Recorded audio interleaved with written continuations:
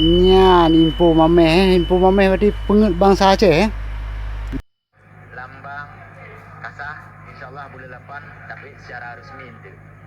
Assalamualaikum warahmatullahi wabarakatuh.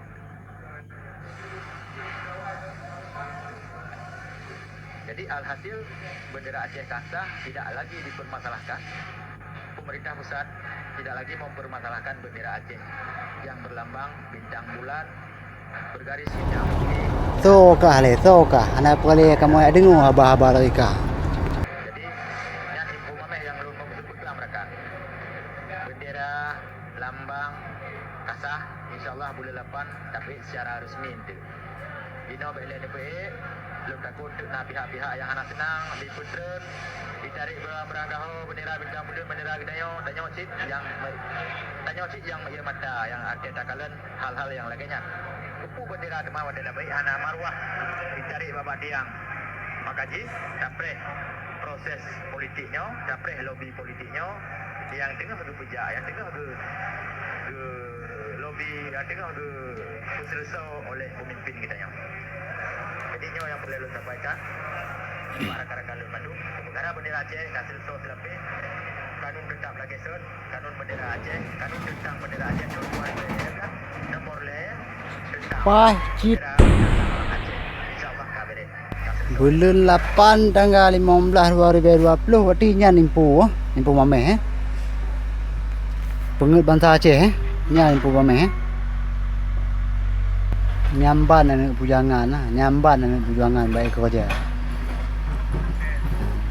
pule le mata hanapah bagi ban le kalau mata hanapah berarti anaduh le tak kalau na rakan-rakan katanya nyan ban di baik kerja Harap jadi yang paling kedua. BMP pihak lagi yang bubuk kita tahu dia lu. Oh, pemimpin yang ada nak ke bubuk sebab bicara rezeki. Cuman udah nak hati kabeh hidupnya kabeh budak tu. Mata kabeh budak tu. Mana mesti dipotral kan bubuk naya.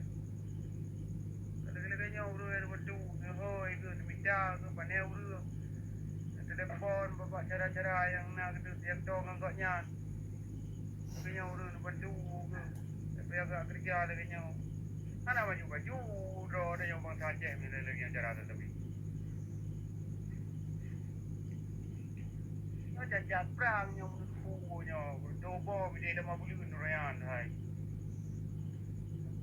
Ada burung perang di debu. Yang nak buka awak pemimpin gam. Lu dekat dari dah.